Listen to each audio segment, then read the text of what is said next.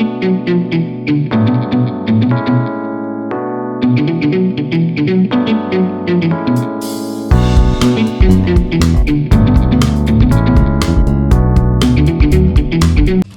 my! What a day. It's glorious out here. Garrett almost went and adopted a turtle a second ago. There's one in the street, Pierre. It's just calling me. Yeah, no. My wife won't let me have a turtle. They are gross, so. According to who? Come on. Turtles are fantastic. Yeah. They're fantastic creatures. They mutate. They get really big. They start doing karate. They're awesome. I know. I mean, I don't know why she doesn't see this. Yeah, I don't understand either. Yeah, no. I'm assuming you were a fan of Friends, right, Pierre? I watched like the first handful of seasons, and then I kind of tailed off probably the last 4 seasons or so. Oh, well, Pierre, I'm disappointed in you as a child of the 90s. But there was an episode in the last season. Monica and Chandler were buying a house in the suburbs because they were going to adopt these twins, and they couldn't stay in the apartment. It was the setup for the end, right? Right. And so they brought Joey out, and then they tell him, like, hey, we're going to give you a Joey room. And he's like, oh, really? He's like, well, that's really nice. She's like, yeah, we can't have a house without a Joey room. You can come whenever you want. Right. And he's like, oh, that's great. And he goes, can I have a turtle and a sex swing? And and then Chandler goes, no. And then his joke is, dude, I'll keep the tank clean. Yeah. You know what? I may have seen that episode now that I think about it. That's starting to ring a little bit of a bell. That's classic Joey. Yeah. So anyway, Pierre, how's life? How are things in Minnesota? It is the end of October. So winter, this is where it gets Game of Thrones time, right? Where everybody walks around and says winter is coming. It is about to be that time. However, I have to admit it started a little bit last year, but we had 2 days in the 80s earlier this week, which is unheard of at this time of year. And in no way will you hear me complain about that. That is for sure. It's been it's a little overcast today, but we're getting into our 60s and slowly mid 50s. It's going to start dropping here, but it could be a lot worse at this time of year than it is right now. Trust me on that. Yeah. What's Minnesota and Texas have in common is that we're both really excited when it's the 80s. Oh yeah. We're excited right now that it's only in the 80s. Yeah. Although we were like, could we just here, let's negotiate. I understand that it's hot all the time now. But can we just get the 70s? If we got the 70s, we wouldn't argue. We'll be fine with it. Here's my problem with the deal that was cut with Early Man and God. Yeah. They left really no room for us to negotiate. There's no look in on the contract. Okay. I just think that there should be a look in every millennia. And right now it's 2024. I feel like we should get a look in. Yeah, I feel that's fair. Somebody turned to me the other day because we were talking about how unseasonably warm it was for this time of year, and they said, "Oh, I think this is the new normal for around here." And I said, "Well, you say that like it's a bad thing. Why? What? Haven't we suffered enough? What is the problem with getting 2 days in the 80s in October? I know everybody's going to talk about." The frost, all the winter activities everybody likes to do up here, and they're going to be talking about the frost and all this and crap. And I don't care. It's too cold. It's too cold. Yeah. For the love of God, you can give me 280s in October, please. That'd be fine. Yeah, I think it's those are open for negotiations. Yes. We've ratcheted too much up on the hurricanes. We need to move that back. But there are things that we can give. Again, there should be some give and take here. Yes, I agree. I feel like there's been 4 times it's burning, Garden of Eden, burning bush, then a couple more times after that, and then we haven't really gone back to the table. And I think there should be some things that, and then he could also clear up some things for us that we're all very confused about. I think it's time for just not a mafia sit down or anything like that, but just a contractual redo on some things. Yeah, I think that's only fair. I mean, every league has its own collective bargaining Yeah, process. there we go. Collective bargaining. Yeah, why I don't understand why we wouldn't have that a similar format in real life in terms of these things that we've, I think everything can be renegotiated at a certain point. Yeah, does it not? I mean, that seems reasonable. Yeah, I'm very big on. I don't understand our hair loss and growth patterns as we age. I think it's not fair. That probably would be item number one on many's lists. To be honest with you, here's the thing: I have been woken up out of the night by a nose hair that I then have to go trim. And because nose hair comes in several different forms, I've had to buy 2 different types of nose hair trimmers to make sure that I can get it. 2 different times. They're 2 different kinds. Oh man. Yeah, there's the one that spins and there's one that's flat. Yeah, So, I own the one that's flat. I have one of those. Yes, yeah. I'm familiar. Yeah, that one kind of can do ears too a little bit better. Yeah, yeah. But how can I go through the first, let's say, 35 years of my life and this not be relevant to my health or necessary? Then all of a sudden, like at 35, it's just like they start popping up and they're there. And then my hair on my head gets thinner and I want that hair. I don't need anything from here down necessarily. I don't live in the woods. Yeah, correct. So I would like to renegotiate that we don't have to take baldness off the table if that's an important thing to you. Yeah. But I would like to I would like to reverse it. I would like it to start at the feet and go up. That way you have more time to get on an anti-baldness regimen if it starts to happen. Like if you notice that you're all of a sudden bald, below the ankles. Right. You're like, well, I better get some Rogaine. I better start, attacking this before it's too late. Yeah, I think one of the things for me that comes to mind right away is, you have to have a certain level of functioning motor skills and cognitive, functions in your brain. And when are we gonna have the serious conversation about cutting people off of they're too old to drive? When are we gonna get? That's another issue that I think that needs to be addressed immediately. Like, well, you're 75. You're kind of pushing it a little bit, but you have to pass another test, like to show me that you can do it. That's another item I'd put on the list. Yeah. Yeah. Also, that just might be something we can do with the government. We don't need to.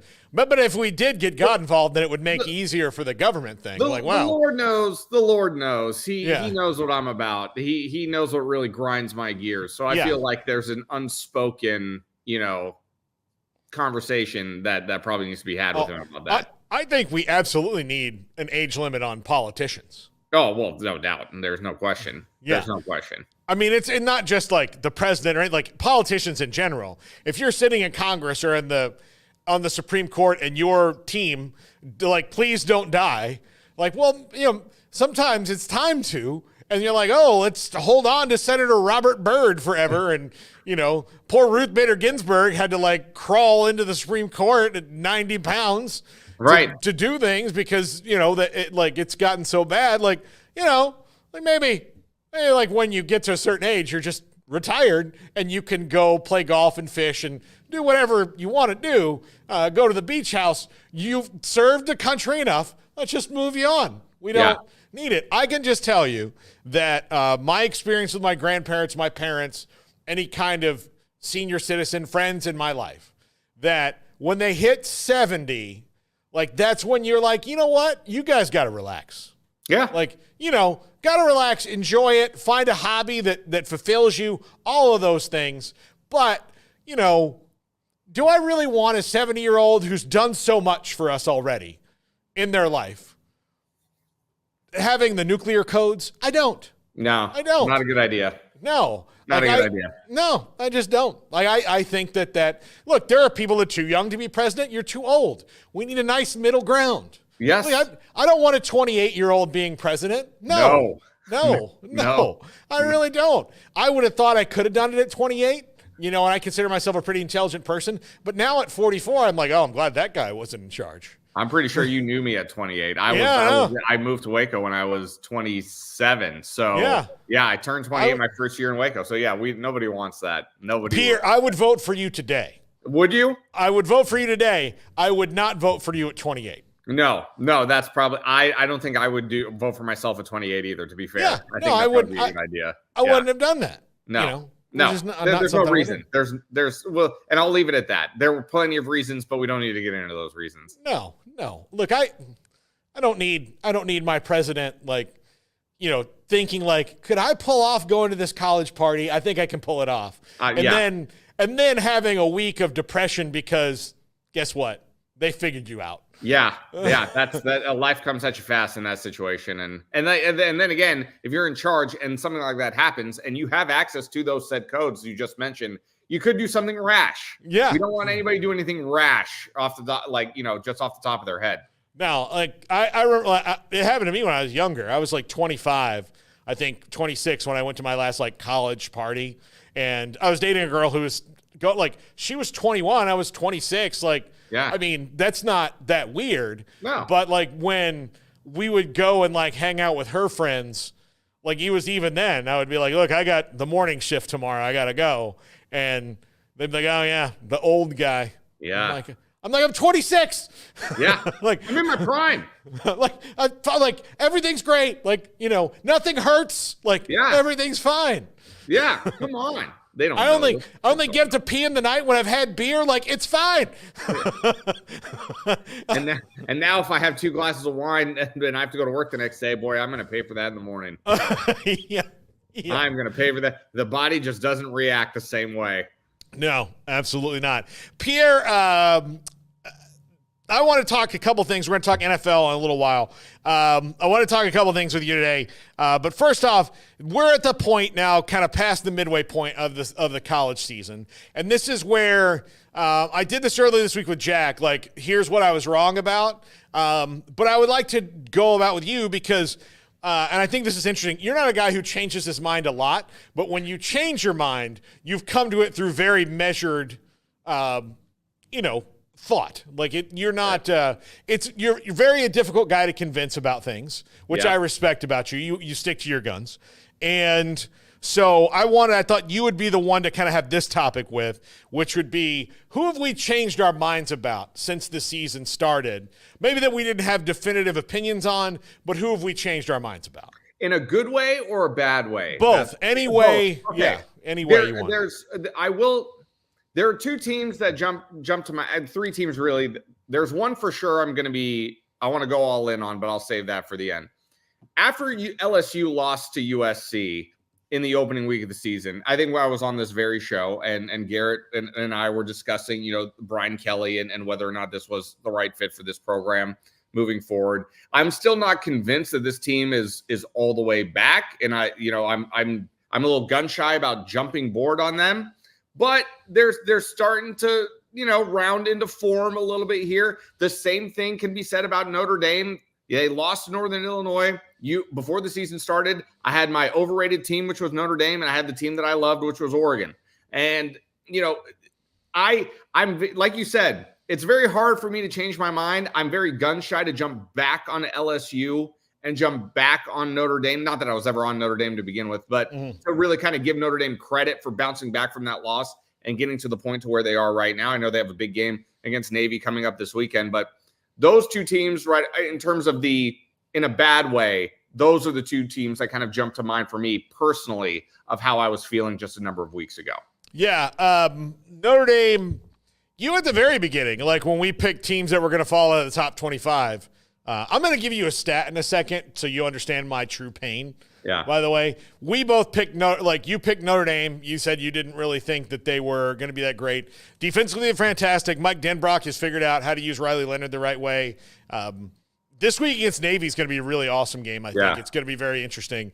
I think they're going to get after each other really good. And they do it. They have Army, too. And Notre Dame has them on the schedule as well. And those are their 2 hardest games yet left. And they, at the beginning of the season, they're like, well, Navy and Army, they should take care of. Florida State and USC, those are going to be tough. And now you look at that and go, oh, no, that's flipped. Yeah. That's totally flipped. And with LSU, Garrett will even tell you, Garrett still, I mean, he's holding out. I'm a little optimistic, man. Yeah. I get nervous with them. He's starting to feel optimistic. He's going to College Station Saturday. this weekend. Yeah. Okay. Yeah, our good friend Mike Scarborough has got him a credential. Perfect. Yeah, he's all fired up about that.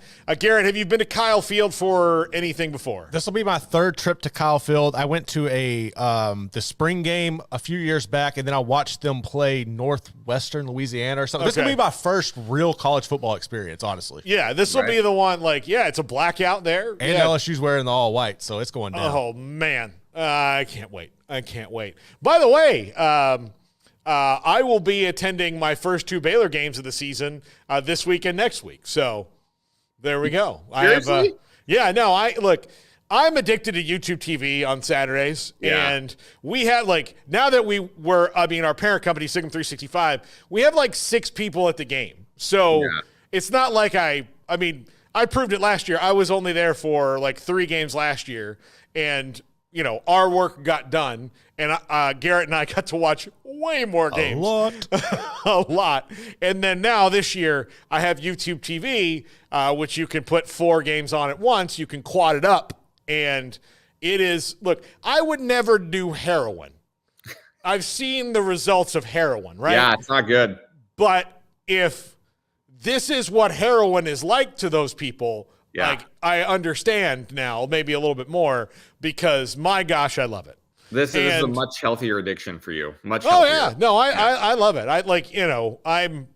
I've sat in press boxes before where every chance I got during the game I was covering, I would run to the wall of TVs. I've done it, at AT&T Stadium many times. Actually, my favorite part of going to cover games at AT&T for the Cowboys was you just sit around with all the NFL writers and here's John Clayton and Ed Werder and Shireen Williams and, all these people that are covering the games and Jeff Darlington, who actually I've known since we were teenagers, So you sit there and you watch the game and you're just watching the game with the Illuminati of NFL reporters, and you're watching and talking football with all these people. And that was awesome. The Cowboys mostly play at 3:00. You go for the noon kickoff and they've got every game on every screen and we're just all watching oh my gosh, that's football watching right there. Yeah. Oh, you know exactly what I'm talking about, right? Yeah. Oh, absolutely. Yeah, absolutely. Yeah. Funny enough, I haven't been to a Vikings game in 5 years, even though I've covered the team. But but that's a whole logistical issue that the fans don't really care about me not being at the games on Sunday. But there were times where I would look around up in the press box. I was like, oh, that's so and so, and then suddenly Steve Levy pops in for a game, and looking around, and I said, Josina Anderson's over here, and that was oh well, do I belong here? Do I belong up in this press box? Am I qualified enough to be here with these people? Yeah. I don't know. Yeah, no, we're hello, Ed Werder, may I sit here? I'm yeah, sure, come on down. yeah, it is you have that. That's also weekly imposter syndrome that I had every single time. Yeah, every single time. I'm here to tell you though, buddy, you belong. You belong. Thank you. You belong up there, up there at the top where the air is crisp. Yeah, that's where you belong. Thank you. Yeah. Thank you. So do you. Yeah, I try. But yeah, no, it's so I don't go. And actually, here's the thing: the next 2 weeks, I actually won't be, and I'll make a trip up there. But I will be, for the first time since McLean Stadium opened, watching the game from the stands because my wife and I have some friends, John and Christy Villade, and they have invited us to these games to go sit with them in their very nice seats. We're going to go sit with them. So I'm actually getting to kind of maybe split the difference because these are pretty damn good seats. So, but I'm very excited about it. I've never we were at dinner a month ago, and he's like, yeah, you guys need to come to some games with us. And Amanda's like, yeah, I'd love to go to games and all that. And she's like, well, Paul, he doesn't ever sit in the stands at games. I was like, yeah, I don't. It's weird. So I'm finally going to go get that experience. So yeah, it's rare that we get to, it's a lot more rare these days for people like you and me to get to be a fan. Yeah. To be at a game and not be working. The only time I can remember doing that over the last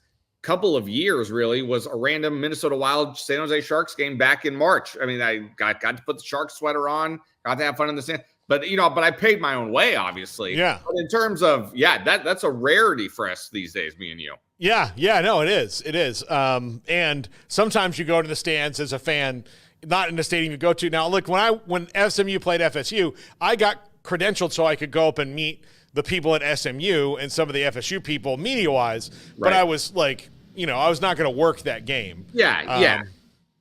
Because, We've done that. Yeah, we kind of do that from time to time. Every once in a while, I'll be like, I'll just use my credential to get in, and I'll mingle. But that's not the extent of it. I'm not really working. But no one cares. It's not like a big, you Right. have to be. To do that, you have to be someone they recognize as a worker. Like, this guy works every other time. Like, oh, he's going to enjoy it today. That's what you do. But I'm going to give you a stat about, and look, I'll admit I was wrong about Florida State. Okay. So here's the stat. This is from Tim Reynolds. He's a sports writer. Covers. I'm sure you probably read him. He covers the NBA. He covers everything. He covers Miami. He covers the Dolphins. Yeah. So it's Tim Reynolds. He's out of Miami. And I sent this to the guys today. And Garrett, I'm sure you laughed when you read this. Mm-hmm. There are 661 NCAA football programs in this country. There are 25 that have not scored more than 21 points in a game this season. There's one FCS school, 5 Division II schools, 18 Division III schools, and 1 FBS school, and that's Florida State. Oh, no. Oh, boy. So 24 schools that Florida State, 18 of whom they would never play, 5 of whom, 23 of whom they would never play, and only 1 of whom they would play to come and play them, the FCS school. So the D2 and D3 schools, not ever going to play them. Right. So, they're not out. There's only 1 school that they would ever even, consider playing, and it would only be like, here's $1 million for your athletic department. Let us run over you. And even then, since they haven't scored 21 points in a game, that might be a friggin' toss-up. So 21 points in a game, I did the math earlier. So Mike Norvell makes $10 million a year, and he actually calls the plays. Mm-hmm. So the offensive staff already has $10 million dedicated to it. Their offensive line coach and offensive coordinator, Alex Atkins, makes $1.25 million. Ron Dugans, the wide receivers coach, makes $625,000. $500,000 for Tony Tokarz, the quarterbacks coach. $550,000 for David Johnson, the running backs coach, and $625,000 for Chris Thomason, the tight ends coach. That comes to a grand total of $13.35 million to not score 21 points in a game. Do you understand my pain? Do you understand my pain? I will go through this again on the later show, just so you know. This is going to take multiple therapeutic sessions. Yeah, this is a situation where I'm at a party and somebody's having like an outburst, and I am looking around at everybody else at the party. I'm like, I don't really know what to do right now. I'm starting to get a little uncomfortable. I'm starting to get a little uncomfortable knowing that Paul could absolutely go off the rails at any moment right now, because that stat is actually absurd. It is like you would actually have to try to not score 21, especially in a non-conference matchup. You would think in a non-conference matchup at the beginning of the season, you would get to at least at bare minimum 30. But so they have only played 1 non-conference game so far. Right. And that's Memphis, who, again, that's a good team. So yeah, sure. Yeah. They've had it but it's almost impossible for something like that to happen, especially for a program like that. But yeah, man, that's woo-wee. That's a tough one. But thank you for bringing that to my attention, because I did not know that stat actually going into today. You mentioned the party metaphor. I'll tell you, this is what happened. I'm the guy at the party who walked into the bathroom and my girlfriend was making out with another dude. Right. That's what I just found out. That's the same kind of emotion. Mm-hmm. Or I felt or I was just talking to you, and then you mentioned oh yeah, I saw Tina out the other day. And I'm like, what? What do you mean the other day? She was in Denver. And you're like, no. Monday, I saw her out. I said hello. She didn't tell you I saw her? And you're like, wait a minute, what? She told me she was in Denver. Dude, over $13 million for that staff? Yeah. That all of them got raises last year. Well, I mean, but here's the thing. he had the opportunity because their contracts were up to say, hey, we're 13-0. You guys go get your other jobs. Like, let somebody else spend the money on you and let me bring in like some other coaches who may be more established and want to ride this train. He didn't do it.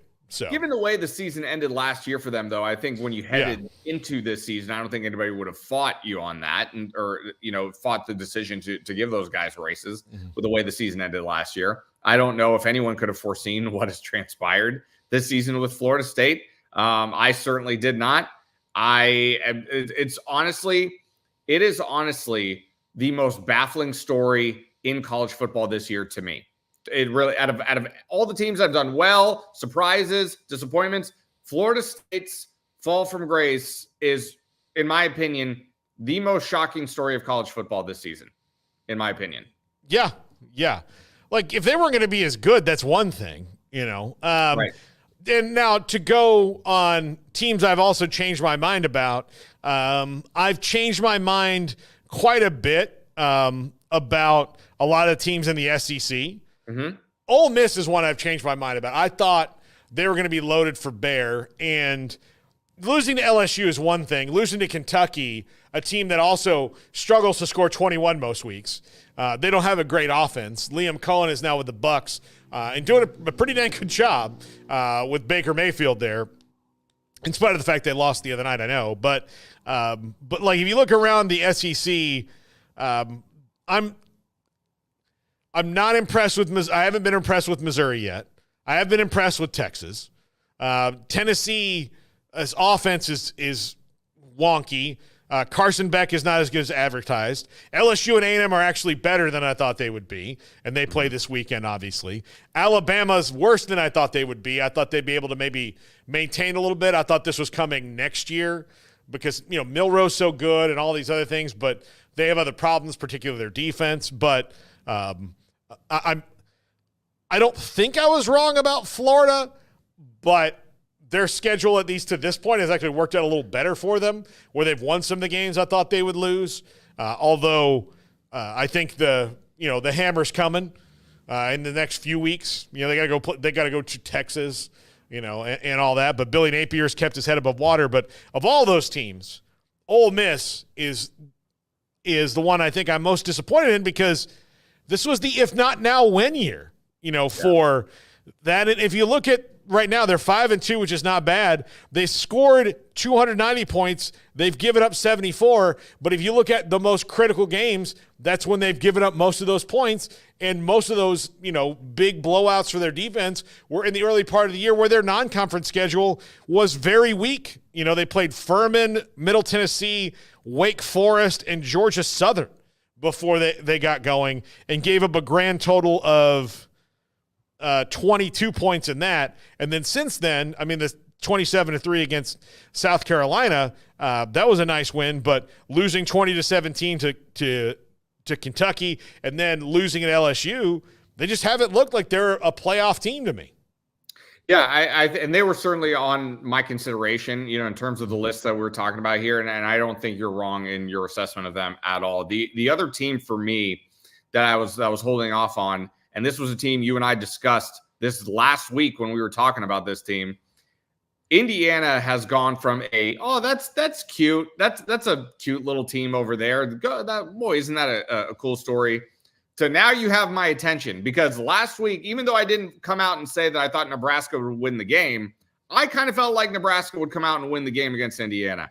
And not only, Paul, did Nebraska not win the game, they got boat raced off the field by Curtis Rourke in this offense. This team, I know Gameday is going down there this weekend, and when you look at the schedule the rest of the way for them, the only team that really kind of scares you is Ohio State, and Michigan is on the schedule for them the rest of the way. And I'm thinking to myself, why wouldn't Indiana be capable of beating Michigan at this point? Why wouldn't they? So Indiana has gone from a cute story to me, to I think that it's about time we really start taking this team seriously, for sure. They're blowing everybody out, man. Yeah. And that was the thing for me at the beginning of the season. I didn't take them seriously, because when you look at their non-conference too, to begin the season, their first 3 games was an absolute cupcake schedule. So that played a huge role into me thinking, well, okay, we'll see how things go once you get into the meat of the schedule.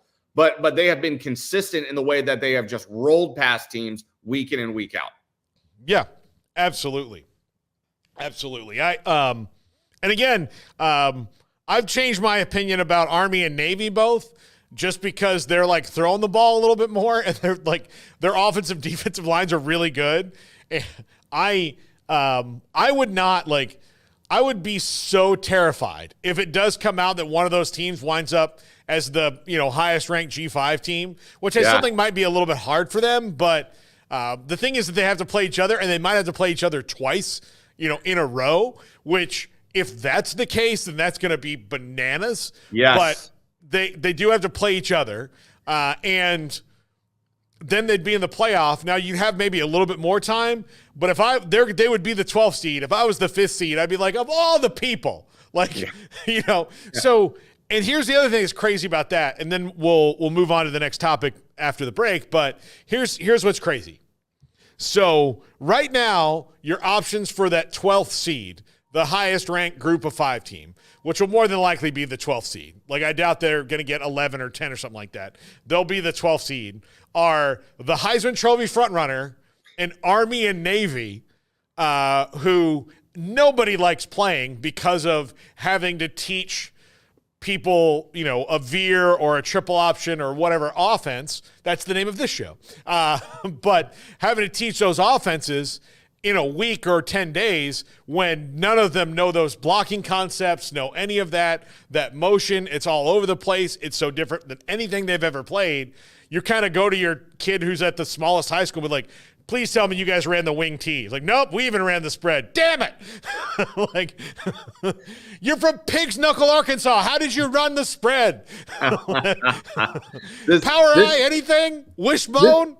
This is going to be the most anticipated Army-Navy game in how many years do you think, Paul? How many? What, 30, 25, 30? Maybe. I mean, like, they were like, but even then, like, the last time they were both good, it was 2, 7, and 4 teams, right? Yeah. It wasn't 2 teams that are probably going to be at least 9 and 2, or 10 and 1, maybe. Right.